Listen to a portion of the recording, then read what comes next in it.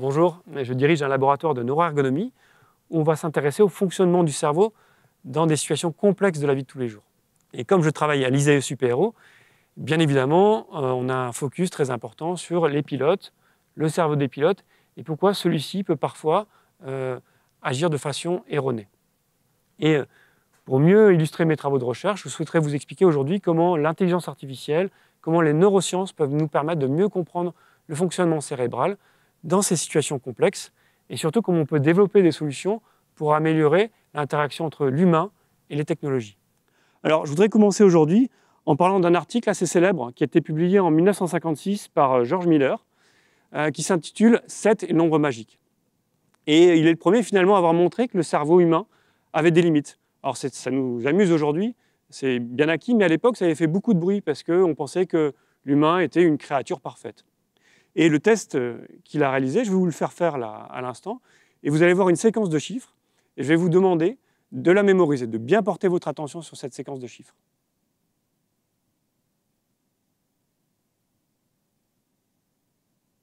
Donc là, je vais vous demander, maintenant que vous avez porté votre attention, de me réciter un maximum de chiffres dans l'ordre.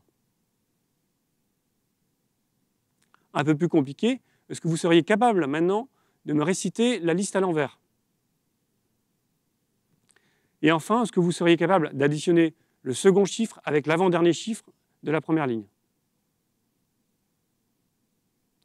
voyez, ce n'est pas si simple. Et pourtant, une machine, un ordinateur, est capable de faire ça très très rapidement. Alors maintenant, nous allons passer à un autre test qui s'appelle le test de Stroop. Et vous allez me lire la liste de mots suivants. Alors par exemple, vous allez lire bleu, rouge, etc. Maintenant, vous n'allez pas lire la liste de mots, c'est la deuxième partie du test, mais vous allez me donner la couleur du mot. Si par exemple vous avez le mot bleu écrit en rouge, vous n'allez plus me dire bleu, vous allez me dire rouge. C'est l'exemple que vous voyez là. Et là, par exemple, il faut dire rouge, orange, noir, etc. Donc, essayez de faire le test. Alors aujourd'hui, j'ai décidé de vous faire quelque peu chauffer les neurones. Et puis, on va aller encore plus loin dans la difficulté. On va devoir alterner entre deux consignes. C'est-à-dire que si le mot est souligné, vous allez me lire le mot. Et s'il n'est pas souligné, il faut me donner la couleur de l'encre. Par exemple, vous allez dire bleu, ensuite orange, ensuite noir, etc. Essayez de faire le texte. Alors, comme je vous l'ai expliqué, ce test s'appelle le test de Stroop. Il permet d'évaluer plusieurs choses. D'abord, c'est notre capacité d'inhibition. Pourquoi l'inhibition? Parce que le cerveau marche énormément en mode automatique. Et quand vous voyez des mots, on a envie de les lire, ce qui est normal. Et là, je vous demande d'inhiber cet automatisme pour passer à une réponse consciente. Et il faut donner effectivement la couleur. Et dans la deuxième partie, voire même la troisième partie, on est allé encore plus loin, on a testé votre flexibilité mentale. Il faut naviguer entre plusieurs consignes. Et ce n'est pas facile. Donc l'inhibition, que l'on a vu, la mémoire de travail dans le premier test, la capacité de mettre à jour des informations en mémoire, la flexibilité mentale, tout ça sont des briques essentielles du cerveau et qui vous permettent, dans votre vie de tous les jours, de planifier vos vacances, votre journée, votre travail. Malheureusement, ces facultés dites exécutives, telles que la mémoire de travail, l'inhibition, la flexibilité mentale, elles peuvent être altérées. Alors, en premier lieu par la maladie. Des patients qui ont des lésions du cortex préfrontal, qui est ici, vont avoir énormément de difficultés à faire les tests que vous avez vus. Et ça va se répercuter dans la vie de tous les jours, puisqu'ils auront du mal à faire des choses très simples, comme leurs courses, organiser leur journée. Et la mauvaise nouvelle, c'est qu'à partir de 40 ans, on a ce qu'on appelle le déclin cognitif, et petit à petit, nos capacités cérébrales dégringolent pour s'altérer, surtout à partir de, on va dire, autour de 70 ans. Et de même, ces tests-là, vous allez voir qu'on serait beaucoup plus long, et on ressent qu'on a peut-être plus de rigidité mentale, plus de difficultés à prendre des décisions complexes. Donc, comme vous voyez sur l'image, j'ai entouré en bleu la zone qui s'appelle le cortex préfrontal dorsolatéral, qui nous intéresse et qui est le siège en particulier de ce fonctionnement exécutif, de la mémoire de travail, de l'inhibition. Et sous l'effet d'une lésion, vous pouvez perdre ces capacités. Mais aussi, on peut créer des lésions artificielles en, par exemple, utilisant une stimulation électromagnétique. C'est ce qu'on fait en laboratoire. Et suite à cette stimulation, vous allez avoir du mal à prendre des décisions rationnelles, par exemple, à mémoriser des informations, à faire des bons choix. On peut utiliser de la chimie aussi pour éteindre cette zone-là. Et puis, comme vous le voyez, il y a aussi le vieillissement qui vient attaquer l'épaisseur corticale au-dessus de cette zone et qui, à terme, va venir dégrader vos performances. Ce qui est en revanche très intéressant sur le plan scientifique, c'est qu'il y a de nombreux travaux que l'on a pu mener dans mon laboratoire ou des collègues à travers le monde, et on voit que le stress, vous le savez, peut vraiment perturber votre capacité de prendre des décisions, votre mémoire de travail, arriver à se concentrer.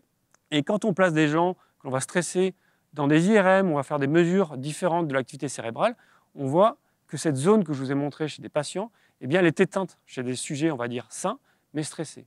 Et en retour, on va parler de stress débilitant, puisqu'on n'arrive plus à prendre de décisions rationnelles. Alors, si vous ne me croyez pas, je vais vous montrer une vidéo suivante où vous avez des acteurs qui vont rejouer exactement le texte d'une boîte noire. Et c'est un accident, finalement, il y a une panne qui n'est pas très grave. Mais sous les effets inattendus de pression temporelle, on va voir l'équipage qui n'arrive absolument pas à faire face à l'événement. V2 plus 10.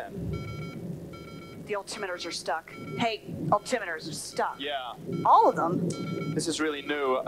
Keep V2 plus 10. V2 plus 10. The speed. Yeah, The speed. yeah, right. V2 plus 10.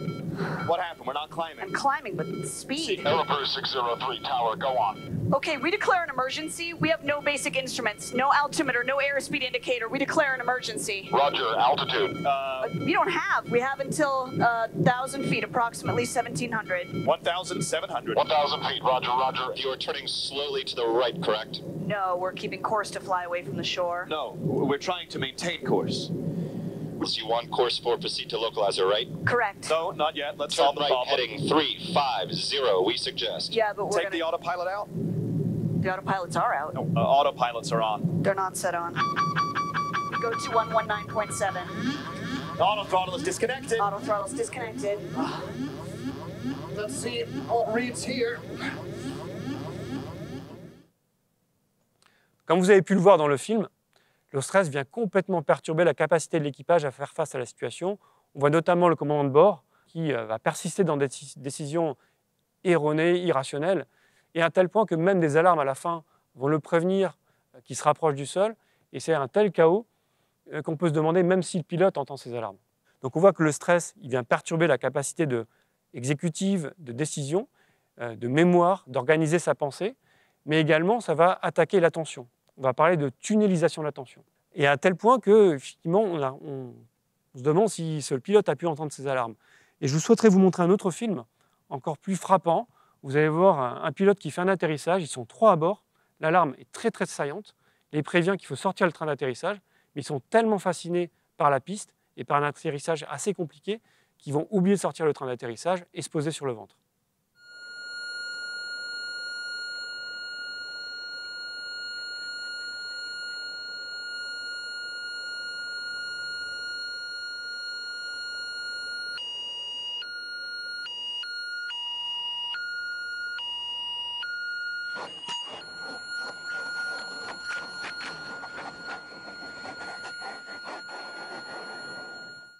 Alors, pour comprendre ce phénomène de tunnelisation de l'attention où des pilotes peuvent être amenés, pourtant des professionnels, être amenés à ne pas entendre des alarmes, on a suivi une démarche de neuroergonomie.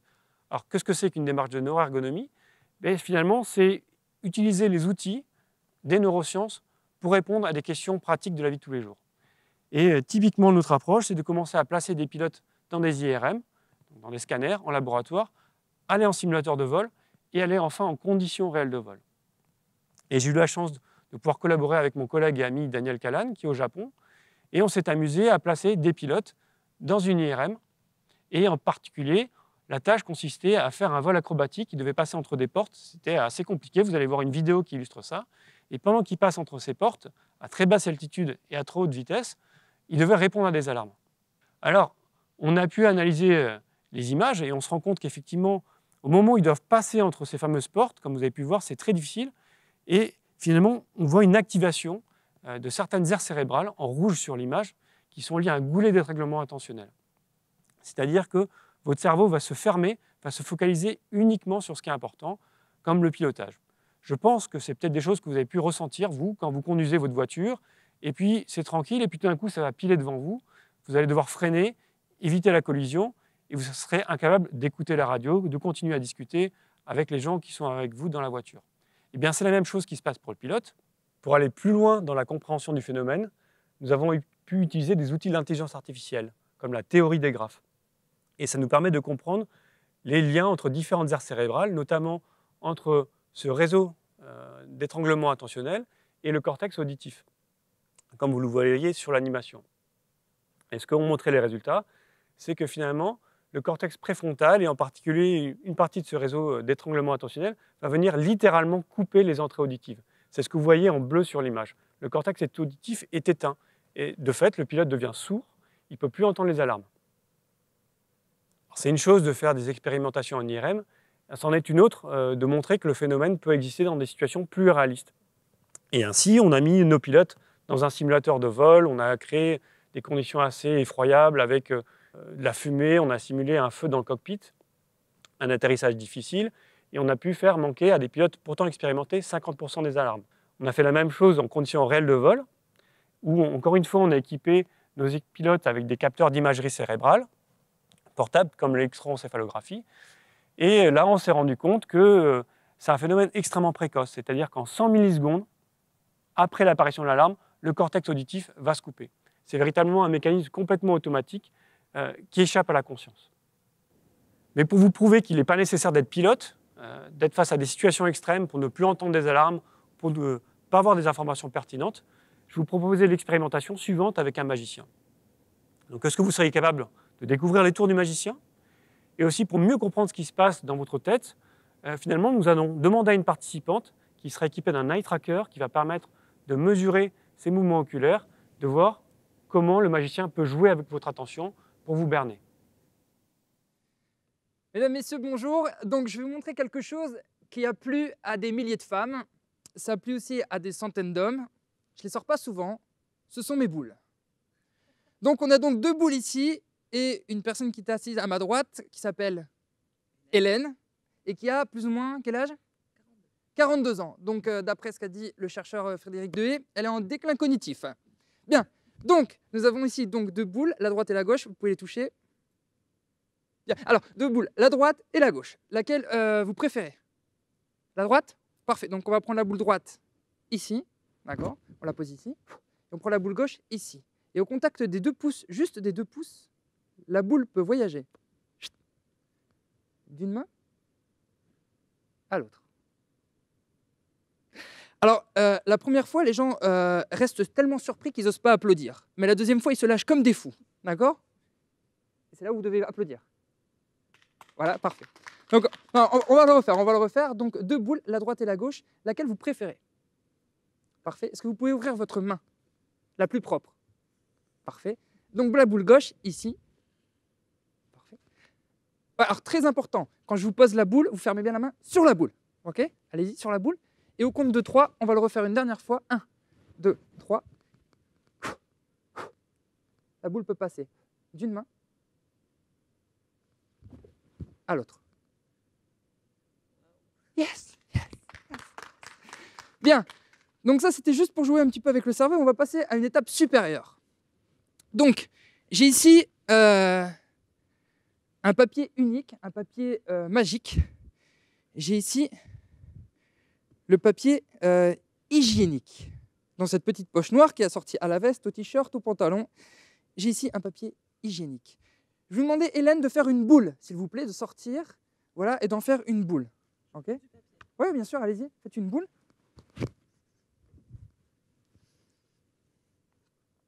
Impeccable. Et donc, vous pouvez ouvrir votre main. Et ce qu'on va faire, c'est que je vais juste vous demander de me dire dans quelle main se trouve la boule. Ok? Donc ça va être la première. On va en faire une plus grosse. Ok, une plus grosse. Et on va finir avec le rouleau. Très important, toujours me dire dans quelle main se trouve. Petit test. 1, 2, 3. Où se trouve la boule? Bien, parfait, parfait. On va faire un peu plus compliqué. On va rajouter une difficulté. 1, 2, 3. Où se trouve la boule? Non, elle est là. D'accord, mais il faut bien se concentrer. Hein. On recommence. Où se trouve la boule? Allez, on y va? Non, elle n'est pas là. Si elle n'est pas là?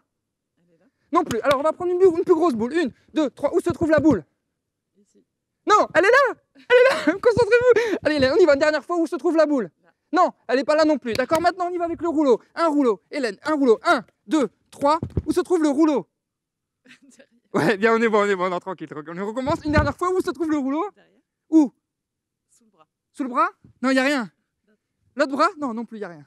Il n'y a absolument rien. Tout a disparu, entièrement tout. Et le plus incroyable de tout ça, c'est que les boules ont disparu, mais le t-shirt noir aussi. Bah si, il n'y a rien. Merci. Donc ce qu'on va créer en fait avec le premier effet qui est celui des boules, comme vous pouvez le voir, c'est qu'on va donner une information, des suggestions au cerveau pour habituer le cerveau justement à voir la boule qui se trouve dans une main et créer un geste naturel en fait sur l'autre main. Ce qui va permettre de créer la surprise avec le temps d'avance et la focalisation d'attention. Donc là, vous pouvez voir le petit cercle rouge, donc Hélène ici à ma droite, qui regarde, qui touche les boules. Je lui ai demandé d'en choisir une, donc de focaliser son attention sur une seule et unique boule. Voilà, comme vous pouvez le voir, elle choisit, donc elle prend la boule droite. Et vous pouvez voir que ses yeux, en aucun cas, quittent la main droite. Elle regarde très peu la main gauche, ce qui permet, moi, de me faire la passe magique pour justement surprendre le public en ayant un temps d'avance. On va répéter donc cette expérience-là d'une deuxième fois. Et je demande à ce moment-là des applaudissements du public, ce qui, moi, me permet d'avoir un temps d'avance sur ma future charge. Et Hélène, du coup, regarde le public et ne me regarde plus. Donc, je focalise toute son attention sur le public et sur les boules. Et là, on recommence l'expérience. Donc, elle va rechoisir une boule, mais cette fois-ci dans sa main, pour qu'elle puisse vivre l'expérience, en fait, magique. Et on va rajouter une difficulté, puisqu'elle a la responsabilité, justement, de bien tenir la boule dans sa main, ce qui va générer du stress. Et elle ne va plus regarder donc l'autre main, ni moi, mais juste sa main, comme vous pouvez le voir maintenant avec le petit cercle rouge qui va s'indiquer sur sa main. Voilà, effectivement. Donc ensuite, une fois qu'on a fait, on a conditionné un petit peu le cerveau à ces boules-là, donc on va passer à un autre exercice qui en fait est tout simple, c'est de focaliser l'attention donc sur le reste de la main et tout ce qui est autour ne va plus exister. Et la démonstration finale, c'est notamment le t-shirt qui devient blanc, puisque je précise bien que la poche noire est de la même couleur que de la veste, que le t-shirt, que le pantalon, pour bien accentuer justement cette information-là. Donc on commence, je lui montre donc des boules en papier. Là, en aucun cas, elle regarde le t-shirt blanc, et pourtant il a déjà changé de couleur. Donc je lui demande de deviner dans quelle main se trouve la boule. Le papier toilette à la fin, qui est en fait vraiment beaucoup plus visuel. Donc la petite boule juste pour réchauffer. Donc elle croit que son exercice est de deviner dans quelle main elle se trouve. À aucun cas, elle peut imaginer qu'on va jeter les boules par-dessus sa tête, et même devant son regard. Voilà, je lui demande de choisir une bonne boule. Je lui mets un petit peu de pression aussi sur le choix et de se dépêcher, parce qu'on a parlé qu'on n'avait pas énormément de temps. Elle recommence, donc à chaque fois elle devine bien la boule. La deuxième fois, elle ne devine plus la boule. Là, je rajoute une difficulté puisque j'ouvre les mains, donc la difficulté rajoute aussi un niveau de stress supplémentaire. Là, elle est totalement perdue, elle ne comprend pas. J'en prends une directe, une autre directement pour ne pas lui laisser la possibilité de réflexion sur le tour de magie. Voilà, a encore disparu. Et là, on prend vraiment le papier toilette, et même le papier toilette, elle ne le verra pas. Là, elle pense que c'est le bras, effectivement, elle est sous le bras. Donc, on induit cette idée-là, on suggère cette idée-là, et là, elle est jetée, elle ne le voit pas au-dessus de sa tête. Et effectivement, le tour de magie fonctionne comme ça. On vient de donner énormément d'informations au cerveau qui n'ont pas permis d'être traitées en temps et en heure, ce qui me permet, moi, d'avoir un temps d'avance et de créer justement cette magie. Voilà, et pour l'explication du t-shirt, eh ben, vous ne la saurez pas, puisque le magicien garde toujours ses secrets.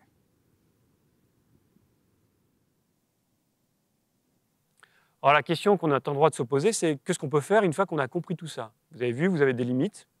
Un pilote peut avoir des limites, et ça peut avoir des conséquences relativement redoutables. Alors évidemment, une idée, vous avez vu l'eye tracker, ben, c'est peut être extrêmement intéressant d'équiper un cockpit avec ce type de technologie. Pourquoi? Parce qu'on peut savoir ce qu'a vu le pilote ou ce qu'il n'aurait pas vu. Et encore une fois, on peut utiliser des techniques d'intelligence artificielle pour apprendre à reconnaître ces états dégradés d'attention, de fatigue, de tunnelisation de l'attention. Et vous voyez, dans la vidéo qui passe en ce moment, vous avez un réticule qui montre exactement où se pose le regard du pilote. Et ça marche très bien en conditions réelles de vol. Donc, il y a finalement un pas très petit à franchir pour intégrer ça, ce genre de technologie dans le cockpit. Mais l'idée, c'est qu'on peut aller encore plus loin. Et pourquoi est-ce qu'on ne pourrait pas utiliser les technologies d'imagerie que j'ai par exemple utilisées dans le simulateur en conditions réelles de vol pour vraiment comprendre l'état du cerveau? Alors ça s'appelle développer des interfaces cerveau-machine passives. Pourquoi passives? Parce qu'on va faire des mesures sur vous et avec l'aide d'intelligence artificielle, en temps réel, on va essayer d'estimer si vous êtes fatigué, si vous êtes stressé, si vous êtes préoccupé par quelque chose de pas important. On va pouvoir informer la machine. Et cette machine aussi va avoir une deuxième brique d'intelligence artificielle, c'est-à-dire un système décisionnel qui, en fonction de ce qu'il a vu de votre état, va adapter le cockpit. D'accord ? Ce serait finalement l'idée d'un copilote électronique, comme vous, quand vous êtes en voiture, vous êtes passager, vous êtes passagère, vous voyez que votre conducteur est en train de s'endormir, vous n'allez pas lui crier dessus. Pourtant, c'est ce qui se passe dans le cockpit. Quand une situation critique se produit, énormément d'alarmes vont tomber. Là, l'idée, vous allez peut-être taper sur l'épaule du conducteur ou de la conductrice. Si en revanche, le conducteur n'a pas vu un piéton qui va traverser la route, ben vous allez peut-être crier, montrer du doigt. Donc vous, en tant que passager, passagère, vous allez être intelligent, vous allez adapter votre message pour capter l'attention de votre conducteur. Donc c'est exactement ce qu'on a pu faire dans le cockpit. On a réalisé des expérimentations comme tout à l'heure, où on a équipé nos pilotes avec des capteurs d'imagerie cérébrale, et on a appris à des algorithmes de machine learning donc, qui apprennent à reconnaître ce que c'est qu'un cerveau qui entend une alarme, ce que c'est qu'un cerveau qui n'entend pas une alarme. Et on arrive à 70% à prédire si le pilote va répondre à l'alarme. On est allé encore même beaucoup plus loin, c'est-à-dire qu'avant qu'il y ait une alarme, on voudrait être capable de prédire si le pilote pourrait y répondre. Ce serait intéressant de dire si dans 10 secondes, 15 secondes, il y a une situation critique, est-ce que mon cerveau de mon pilote serait dans l'état d'y faire face? Et encore une fois, on avait pu utiliser des techniques assez poussées d'intelligence artificielle pour, d'une certaine manière, remonter dans le temps du cerveau et être capable de prédire sa capacité à faire face des alarmes. L'idée, pour être encore plus réactif avec le cockpit, on s'est amusé à remonter dans le temps. C'est-à-dire, est-ce qu'on pourrait, avant qu'il y ait une alarme, observer un cerveau et sur la base de son activité, prédire si le pilote pourrait répondre à l'alarme. Et si on est capable de faire ça, c'est assez intéressant puisqu'on pourrait, à l'avance de phase, dire s'il y a une alarme, ça ne sert à rien d'envoyer du son s'il n'est pas capable de l'apercevoir. Pourquoi pas envoyer du visuel, du tactile. Et c'est ce qu'on a fait en utilisant des algorithmes de machine learning assez poussés. On a réussi à effectivement remonter dans le temps et prédire 3, 4, 5 secondes à l'avance si un pilote serait capable de répondre à une alarme. Et c'est ce qu'on voit dans la vidéo suivante, où on a pu réaliser des expérimentations dans notre plateforme volante, où le pilote est équipé d'un capteur d'électroencéphalographie, et en temps réel, vous avez les algorithmes qui prédisent la capacité du pilote à répondre à de futures alarmes. Donc, dans le cadre d'Anity, ce que l'on souhaite faire, c'est améliorer encore plus ces algorithmes de prédiction. Je vous ai dit, 70%, c'est très bien pour détecter si un pilote entend une alarme ou pas, mais ce n'est pas suffisant pour la sécurité aérienne. Il faudrait être à 100%. D'où l'idée dans Anity de travailler en équipe avec des spécialistes de l'intelligence artificielle, des spécialistes du traitement du signal, des spécialistes des neurosciences, pour vraiment trouver de nouvelles solutions pour augmenter la qualité de ces algorithmes. Et enfin, il y a toujours quelque chose qu'on ne comprend pas. Il y a toujours un mystère. C'est pourquoi de temps en temps, une personne va réussir à faire face à une situation compliquée et pourquoi le lendemain ou l'après-midi, cette personne va se montrer débordée. Et là, c'est l'intelligence artificielle, comme l'apprentissage par renforcement inverse, qui va nous aider à vraiment comprendre toute cette dynamique et pourquoi celle-ci peut de temps en temps échouer. Et puis si on arrive à comprendre ça, eh bien, peut-être qu'aussi ça va nous aider à faire des algorithmes bio-inspirés, c'est-à-dire quand on comprend pourquoi le cerveau marche bien, est-ce qu'on ne pourrait pas s'inspirer de cette logique-là pour développer de nouveaux algorithmes.